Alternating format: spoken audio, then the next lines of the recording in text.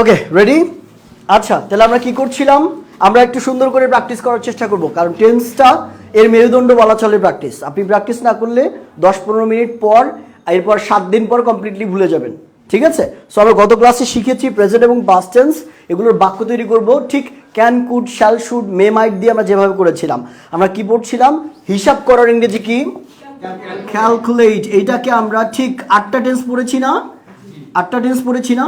Calculate, এই 8টা tense দিয়ে practice করবো। তাহলে আমি যদি বলি আমি হিসাব করি, জোরে বলতে হবে, আমি হিসাব করি, আমি হিসাব করছি, আমি হিসাব করছি, আমি হিসাব করেছি, আই হ্যাভ ক্যালকুলেটেড, আমি হিসাব করেছি, আমি 2 মিনিট যাবত হিসাব করছি, আমি হিসাব করলাম, আমি হিসাব করলাম, আই ক্যালকুলেটেড, আমি ওকে। আচ্ছা ক্যারি মানে কি বলেন তো? ক্যারি মানে বহন করা। তাহলে আমি যদি বলি আমি বহন করি, আই ক্যারি, আমি বহন করি, ক্যারি না, ইট উইল বি ক্যারি। কি? ক্যারি, আই ক্যারি, আমি বহন করি, আমি বহন করছি, আমি বহন করলাম, I carried. Very good, I carried. আমি কিন্তু এক লাফে 5টে চলে গিয়েছি না, কনফিউজ করার জন্য। তাহলে আমি বহন করছি, আই অ্যাম ক্যারিং, আমি বহন করছি, আমি বহন করেছি, আই হ্যাভ ক্যারিড। সাউন্ড কমে গেল কেন? ঠিক আছে দেখেন, না হ্যাড হবে না, আই হ্যাভ ক্যারিড। আবার দেখেন, আমি বহন করেছি, আমি সকাল থেকে বহন করছি, পর হবে না। তাহলে I have been carrying since morning, I have been carrying since morning. আমি বহন করলাম, আই ক্যারিড, আমি বহন করেছিলাম, আই ওয়াজ ক্যারিড। মানে কি? আমাকে বহন করা হলো। কি? আমি বহন করেছিলাম, এছিলাম আছে, আই হ্যাড ক্যারিড। আমি বহন করেছিলাম, আই হ্যাড ক্যারিড। আমি বহন করছিলাম, I was carrying, I was. আমি সকাল থেকে বহন করছিলাম, I had been since morning. Very good. এবার আমাকে একটা দেন, চার্ট দেন, আমরা চার্টটা থেকে কিছু দেখার চেষ্টা করি, তাই না? মনে আছে আপনাদের এই শীটটাতে আমরা চার্ট দিয়ে রেখেছি, তাই না? আচ্ছা আমরা যদি বলি, আমরা আবার চলে যাব একটু, যেমন আমি করি, আই ডু, আমি করি, আমি করছি, আমি করছি, আমি করেছি, আই হ্যাভ ডান, আমি করেছি, আই হ্যাড না, হ্যাভ, আমি করেছি। ওকে, আমি 2 দিন থেকে করছি, I have been doing. Very good, very good. For since সব এক্সাক্ট হয়েছে না? এক্স্যাক্টলি। যদি একদম আপনার পিরিয়ড অফ টাইম থাকে, যেটার কোনো নির্দিষ্ট সময় বলা নাই, সেটার ক্ষেত্রে সিন্স হবে। আর পয়েন্ট অফ টাইম যদি থাকে, নির্দিষ্ট সময়টা বলা আছে, 2 ঘন্টা, 4 মিনিট, 5 মিনিট, 2 বছর, 12 বছর, 1 যুগ, এরকম থাকলে তখন ফর ব্যবহার করবো আমরা, ঠিক আছে? ওকে, তাহলে আমি ঘুমাই, আমি ঘুমাই, আমি ঘুমাচ্ছি, আমি ঘুমাচ্ছি, আমি ঘুমিয়েছি, আমি ঘুমিয়েছি, আমি সকাল থেকে ঘুমাচ্ছি, আমি সকাল থেকে ঘুমাচ্ছি। লম্বা না? আমি সকাল থেকে ঘুমাচ্ছি বলেন। আমি ঘুমালাম, আমি ঘুমালাম। আমরা অনেক সময় বলি না যে আমি খুব ঘুমিয়েছি, বলতে পারবেন এটা কি ইংরেজি হবে? এটা যারা লাইভ দেখছেন তাদের জন্য একটা কুইজ, আমি খুব ঘুমিয়েছি, এটা ইংরেজি কি হবে? এটা সবার জন্য রেখে দিলাম, নেক্সট ক্লাসে আপনাদের এটা বাসার কাজ দিলাম। আমি খুব ঘুমিয়েছি, লিখে নেন সবাই বাসা থেকে, ঠিক আছে? করে নিয়ে আসবেন, দেখি পারেন কিনা।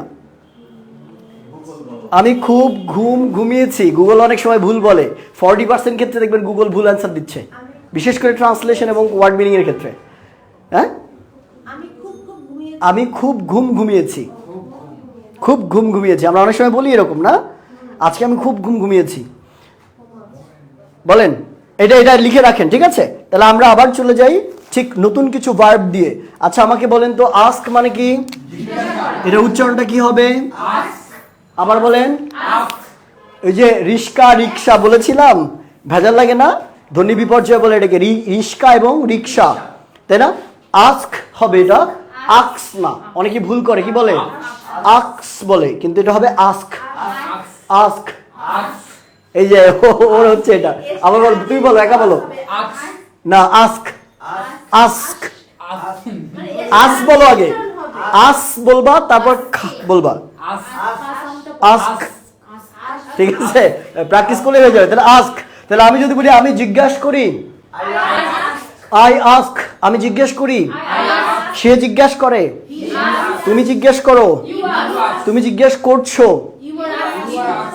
ইউ আর আস্কিং, তুমি জিজ্ঞেস করছো, তুমি জিজ্ঞেস করেছো,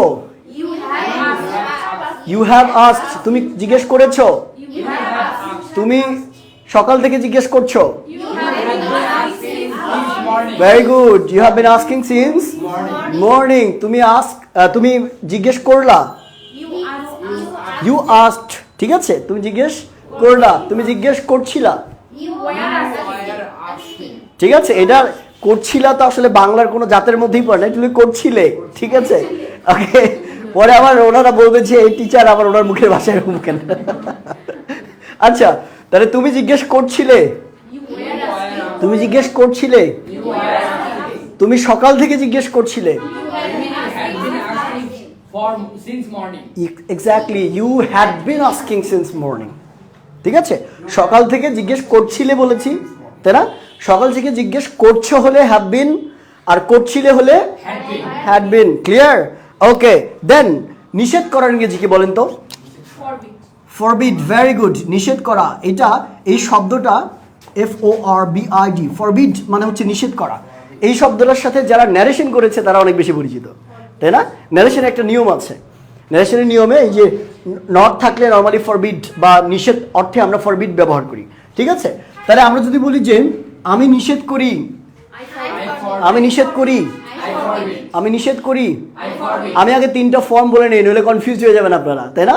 ফরবিড, ফরবেড, ফরবেড, তিনটাই না? ফরবিডেন বললেও হবে, ফরবেড বললেও হবে, ফরবিডেনটাও বলা যায়, হ্যাঁ, BAD, ফরবেড। ওকে, ফরবিড, ফরবেড, ফরবিডেন, ঠিক আছে? তাহলে আমরা আবার যাই, ঠিক আছে? দেখেন, আমি নিষেধ করি, আমি নিষেধ করি, আমি নিষেধ করলাম, আই ফরবিড, আমি নিষেধ করলাম, আমি নিষেধ করছি, আই এম ফরবিডিং, আমি নিষেধ করছি, আমি সকাল থেকে নিষেধ করছি, আমি সকাল থেকে নিষেধ করছি, আবার আমি সকাল থেকে নিষেধ করছিলাম, এক্স্যাক্টলি, ভেরি গুড। তাহলে আমরা যদি বলি আমি নিষেধ করলাম, আমি নিষেধ করেছিলাম, I had forbid, very good. তাহলে একটু ক্লিয়ার হয়ে গেল না জায়গাগুলো? দেখেন, কনফিউশন কিন্তু এইভাবেই ক্লিয়ার হয়। আর আপনাকে যদি আমি দিতাম যে বাসায় পড়ে নিজের মতো করে করেন, তাহলে আপনি পড়তেন ঠিকই, কিন্তু লাউডনেসের ফলে আপনার যে কনফিউশনগুলো ছিল ওগুলো কিন্তু ভিতরে থেকে যেত, এবং আপনি বুঝতেনও না যে আমার কোন জায়গাতে সমস্যা হচ্ছে এক্স্যাক্টলি, তাই না? ওকে, তাহলে এইটার একটা গুরুত্ব আছে। এখন অনেকেই দেখেন, স্পোকেন শেখার কিন্তু অনেক ধরনের ওয়ে আছে, তাই না? আমরা অনলাইনে একটা পদ্ধতি ফলো করি, অফলাইনে আর একটা পদ্ধতি ফলো করি। অনলাইনে আমরা চাইলেও কিন্তু এরকম উচ্চ গলায় প্র্যাকটিস করাতে পারবো না। অনলাইনে আমাদের প্র্যাকটিসের সিস্টেমটা কমপ্লিটলি ডিফারেন্ট। যে ওই যে একটা কথা আছে না, যেই দেবতা যে ফুলে তুষ্ট, ব্যাপারটা এরকমই, অর্থাৎ যার যেটা যেভাবে লাগে আমরা তাকে সেইভাবেই দিব, ঠিক আছে? কিছু মানুষ দেখবেন এই যে আমরা যেভাবে শেখাচ্ছি না, বাচ্চারা কিন্তু এভাবে শিখতে পারবে না, তাদের কাছে এটা যাবে না, তারা এটা নিতে পারবে না। তাদের নিয়ম হচ্ছে আলাদা, এটাকে আমরা কমিউনিকেটিভ ল্যাঙ্গুয়েজ টিচিং বলি। তাদেরকে কমিউনিকেশনের মাধ্যমে শেখাতে হবে একে অপরের সাথে। বলো তো বাবা, এই কলমটা ওকে দিব আমরা, এটাকে ইংরেজিতে কিভাবে বলবা, এইভাবে শেখাতে হবে। কিন্তু আপনাদের তো এটা হবে না, কমপ্লিটলি ডিফারেন্ট। এই জন্য আপনাদের গ্রামার ট্রান্সলেশন মেথড, GTM বলে এটাকে, এইটা ফলো করছি আমরা, ঠিক আছে? ওকে, সো লেটস এবার বিক্রি করা ইংরেজি কি? আচ্ছা, এই দুইটা শব্দের পার্থক্য একটু বলে নেই। যারা লাইভ দেখছেন, লাইভ কি আদৌ চলছে? আচ্ছা, ওকে ওকে, ইয়া, লাইভ চলছে। ওকে, দেখেন, বিক্রি করার ইংরেজি কি? সেল। আমরা আরেকটা শব্দ দেখি, অনেক সময় দেখি যে অন সেল বলি না আমরা, অন সেল। বিভিন্ন শোরুমের মধ্যে দেখবেন অন সেল লেখা থাকে, তাই না? On sell. এরকম ধরেন একটা বাইক বিক্রি করতে চাচ্ছেন আপনি, একটা কি ব্যানার টাঙিয়ে দিলেন অন সেল, তার মানে তারা বুঝবে যে এটা বিক্রির জন্য, তাই না? এখন এই দুইটার মধ্যে কি পার্থক্য, সেল এবং SALE? ভেবে দেখেছেন কখনো? এইটা SELL এটা মানে হচ্ছে বিক্রি করা, কি বিক্রি করা, আর এই সেল মানে হচ্ছে শুধু বিক্রি।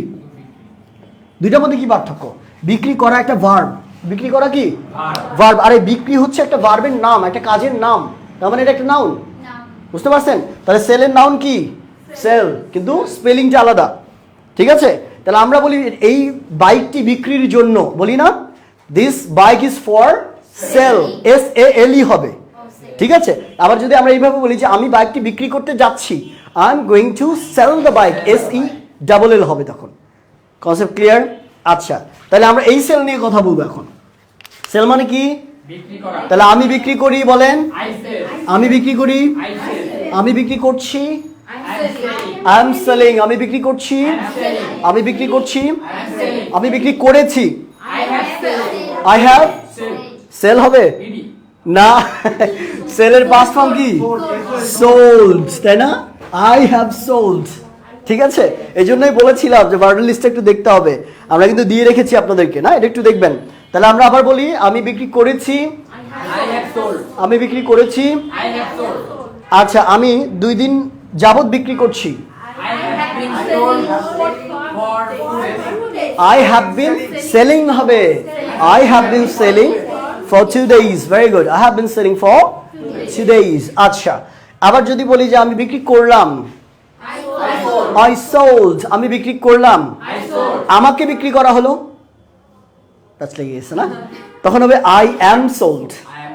এটা প্যাসিভ ভয়েস, আমরা শিখবো এগুলো, টেনশন নিয়ে না। হ্যাঁ, আচ্ছা, অবজেক্ট দেয় না। আচ্ছা, আমরা প্যাসিভ ভয়েস দিয়ে কিভাবে কথা বলতে হয় এগুলো শিখবো আরো পরে গিয়ে, আগে বেসিকটা দেখার চেষ্টা করি। প্যাসিভ ভয়েস দিয়েও কিন্তু অনেক সুন্দর করে বাক্য প্রকাশ করা যায়। যারা নেটিভ স্পিকার আছে, যারা অ্যাডভান্স লেভেলে কথা বলে, তাদের কথার মধ্যে ন্যারেশন এবং ভয়েসের ব্যবহার প্রচুর আছে। এবং একাডেমিক যারা আইএলস ফেস করে, তাদের কিন্তু এগুলোর ব্যবহার দিয়ে কথা বলতে হয় প্রচুর। কারণ আমরা তো ন্যাচারালি, আপনারা যারা বিগিনার লেভেলে আছেন তারা এগুলো ইনপুট দিবেন না, এটাই স্বাভাবিক।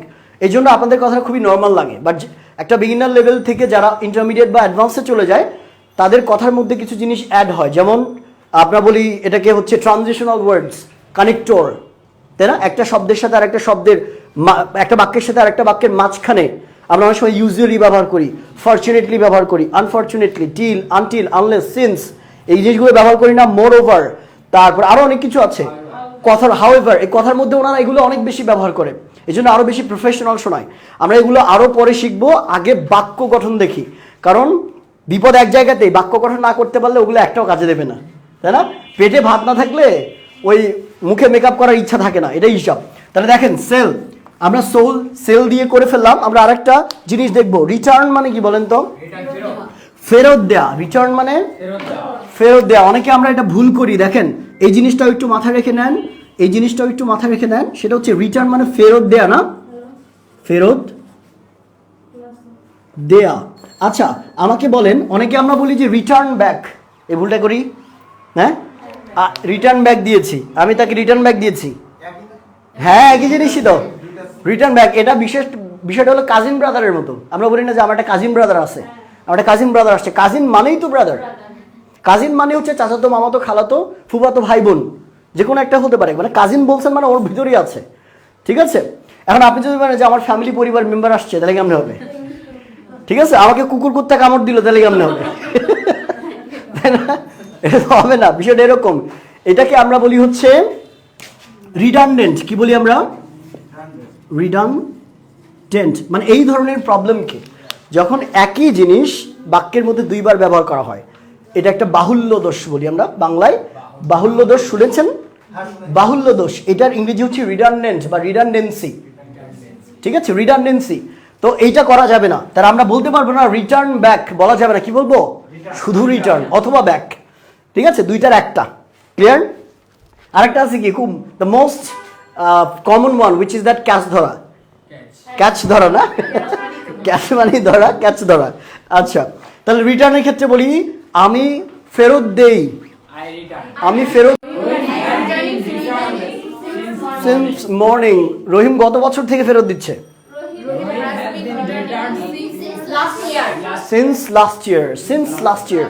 ওকে, ঠিক আছে। হ্যাঁ, ইডি রিটার্ন, হ্যাঁ রিটার্নের সাথে ইডি যুক্ত করবেন, রিটার্নড। ঠিক আছে, রিটার্নড। ওকে, আচ্ছা রহিম কি করলো, ফেরত দিল, কি হবে? রহিম রিটার্নড, তাই না? রহিম ফেরত দিল, রহিম ফেরত দিচ্ছিল, রহিম ওয়াজ রিটার্নিং, রহিম ফেরত দিচ্ছিল। আচ্ছা রহিম সকাল থেকে ফেরত দিচ্ছিল, সিন্স মর্নিং, ভেরি গুড। আচ্ছা যদি বলি রহিম ফেরত দিয়েছিল, হ্যাড রিটার্নড, তাই না? এবার প্রেজেন্ট এবং পাস্টের মধ্যে আর কোনো ভেজাল আছে? নাই। আচ্ছা ভালো কথা। ওকে, আমরা লাইভটা এখন অফ করব, আমাদের প্র্যাকটিস সেশন শেষ, আমরা নতুন একটা ফিউচার টেন্স পড়ার চেষ্টা করব। সো আপনার